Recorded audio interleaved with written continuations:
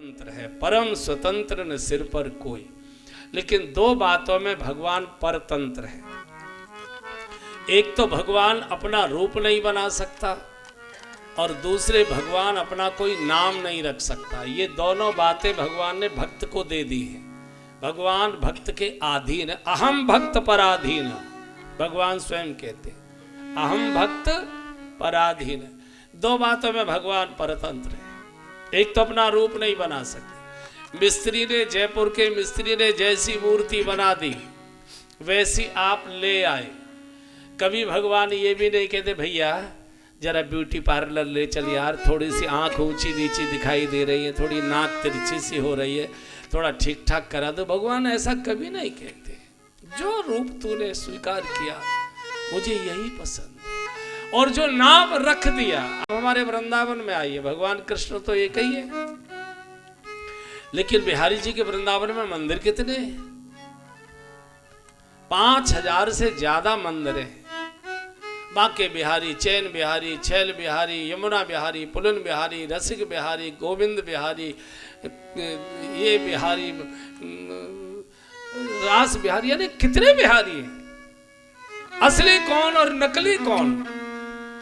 सब असली है, एक भी नकली नहीं। भगवान सबके प्राइवेट होते हैं। भगवान किसी के सामूहिक नहीं होते। सबके गोपाल जी अपने अपने होते हैं। अपने ही गोपाल जी में हमको दर्शन होता है, पड़ोसी के गोपाल जी में हमको दर्शन नहीं होता। अपने ही बालक को खिलाने में ज्यादा स्वाद आता है, पड़ोसी के बच्चे को खिलाने में इतना स्वाद नहीं आता। हाँ, एक आध बार ऐसे गाल में तो चुटकी कर दोगे, लेकिन उसे उठाकर लिल करके खिलाओगे नहीं। तो भगवान ने ये भक्त को स्वतंत्रता दी है कि तुझे जो रूप अच्छा लगता है मैं उसी को स्वीकार करता हूं, और जो नाम लेकर पुकारेगा उसी से मैं प्रकट होता हूं। तो चिंता करने की आवश्यकता नहीं। सबके भगवान व्यक्तिगत है। यही भक्ति है। भक्ति का अर्थ ये है कि ये भगवान मेरा है, ये भगवान मेरा है। तो मोहिनी शरण जी नाम के संत थे और सवेरे सवेरे यमुना स्नान करके अपने रज में बैठकर भगवान का मानसिक ध्यान कर रहे थे। भगवान प्रकट हो गए। भगवान ने कहा अरे बाबा बाबा आंख खोल, अरे बाबा आंख खोल। बाबा ने सोचा कोई ब्रजवासी बालक होगा, प्रसाद लेने आया। हमारे ब्रज के बच्चों को ये स्वतंत्रता है कि 5 वर्ष का, 4 वर्ष का ब्रजवासी बालक भी 84 वर्ष के, 94 वर्ष के, 100 वर्ष के साधु को तू तड़ाकर बोल सकता है। जब आप भगवान को ही तू तड़ाकर बोलते, चड्डू खाते हैं, तो बाकी तो बात ही छोड़ दो। तो बाबा को लगा कि शायद कोई ब्रजवासी बालक प्रसाद लेने आया है। तो आंख तो नहीं खोली और अपना ध्यान करते करते बोले बेटा अभी मैं पूजा में बैठूं, थोड़ी देर बाद आ जाइए, तब प्रसाद ले जाइए। तो भगवान ने कहा मैं प्रसाद लेवे ना आयो। बोले तो को दर्शन देवे आयो। दर्शन देवे? हाँ। कौन है तू? अरे बोले आंख तो खोल, कौन है तू? तेरे सामने खड़ा हूं, जब आंख खोलेगा तभी तो दिखाई देगी। तो स्वामी जी को रोमांच हो गया, पूरे शरीर में कंप होने लगा, सात्विक विकार आ गए एकदम। लगा उनको कि ये सामान्य बालक की तो वाणी नहीं है। मैं रोमांचित हो गया, मेरे रोए खड़े हो गए, कंप आ गया शरीर में। है तो ये अलौकिक वाणी। अभी आंख नहीं खोली तो पूछा कि हो कौन? बोले आंख खोल, वही हूँ श्याम सुंदर मुरली मनोहर, जाको तू ध्यान कर रहे हो, भजन कर रहे हो, वही हूँ, और कौन हूँ? बोले अच्छा ये बताओ खड़े कहाँ? बोले आंख खोलेगा तभी तो दिखाई दूंगा, कहाँ खड़ा हूँ? तेरे सामने खड़ा हूँ। बोले नहीं, सामने से काम नहीं चलेगा।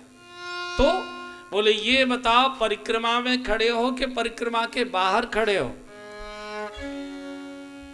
तो भगवान ने पूछा ये क्यों पूछ रहा है? बोले अगर परिक्रमा के अंदर खड़े हो तो मैं दर्शन करूं, और अगर परिक्रमा के बाहर खड़े हो तो मुझे दर्शन की जरूरत ना है, अपना काम कर।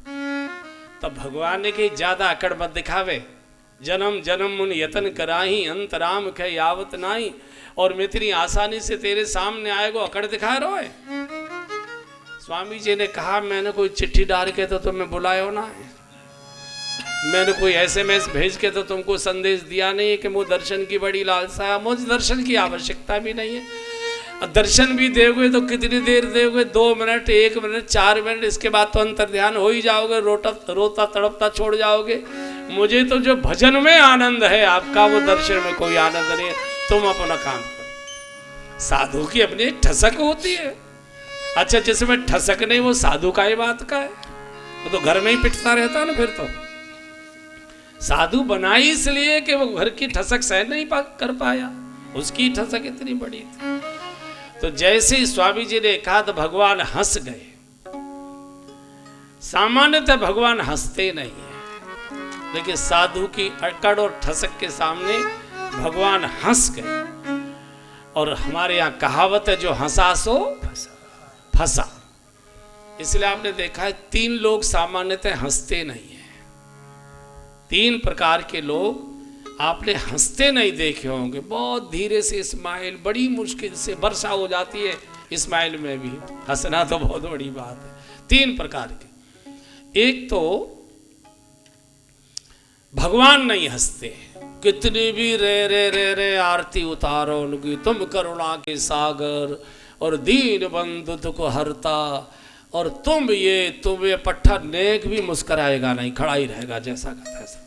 कितना भी ऐसे ऐसे घुमाओ, कितने भी दंडवत करो, कुछ भी करो, जोगा, कुछ नहीं, कभी हंसेगा नहीं, बिल्कुल ऐसे खड़ा रहेगा। एक तो भगवान नहीं हंसते। क्यों? भगवान अगर हंसे सो फंसे। मेरे पाप काटो, मेरी फैक्ट्री का घाटा दूर करो, चुनाव की टिकट दिलवाओ, बहुत से काम निकाल देगा। पूरी सूची होती है। जब हम तीर्थों में, मंदिरों में जाते हैं तो पूरी सूची लेकर जाते हैं। ये नहीं किया तूने, ये नहीं किया, ये नहीं किया, ये नहीं किया। कितने प्रकार के उल्हाने देता है। ऐसे आपने देखा होगा मंदिरों में, हाथ जोड़ के, कान पकड़ के, पहले माथा टेक के, फिर कहते, फिर मन मन में वो भगवान को फटकारता है। कितने दिन हो गए चक्कर काटते, 84 को उसकी परिक्रमा भी कर ली, साधुओं का भंडारा भी करा दिया, रोजाना कबूतरों को दाना भी डाल रहे हैं, गाय की भी सेवा कर रहे हैं, इतना सब दान पुण्य कर रहे हैं, फिर भी सुन नहीं रहा है।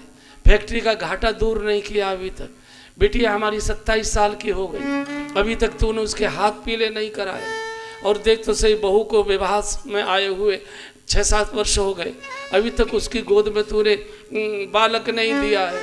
और देख तो सही, मेरे घुटने में इतना दर्द बढ़ गया है, वो भी तूने कम नहीं किया है। और इनकी डायबिटीज कितनी आगे बढ़ गई है, सीमा पार कर गई, वो भी तूने कम नहीं किया है।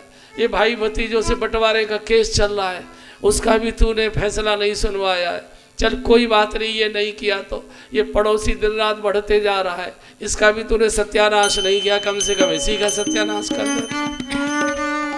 कितने प्रकार की सूचियां लेकर हम जाते, पूरा एजेंडा का एजेंडा सुनाते, ये नहीं किया, ये नहीं किया, ये नहीं किया। तो भगवान पत्थर की तरह खड़ा रहता, बोलूंगा ही नहीं, तू अपना करता रहे जो तुझे करना है कर। एक तो भगवान नहीं हंसते, और दूसरे ये जो IAS बड़े अधिकारी होते हैं, ये भी नहीं हंसते। आप देखिए ना, sir sir sir sir sir sir कितना ही बोलिए, ऐसे पत्थर की तरह बैठे रहेंगे। न चेहरे पर कोई स्माइल आती है, न कोई हाव भाव बदलते हैं। क्यों? अगर मुस्कुरा दिए, हंस दिए, तो फाइल पर साइन करना ही पड़ेगा, तो इसलिए बिल्कुल नहीं हंसे। और तीसरे, बुरा मत मानिए, ये बड़े पैसे वाले भी नहीं हंसते। तो भगवान हंस गए।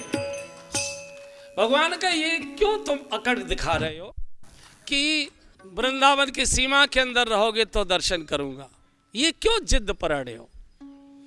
स्वामी जी ने कहा कि मेरे गुरुजी जब शरीर छोड़ रहे थे तो अंतिम समय में मुझे पास बिठा कर उन्होंने कहा था, बेटा अगर भगवान भी दर्शन देने आए तो वृंदावन की सीमा के अंदर वाले कृष्ण का ही दर्शन करना।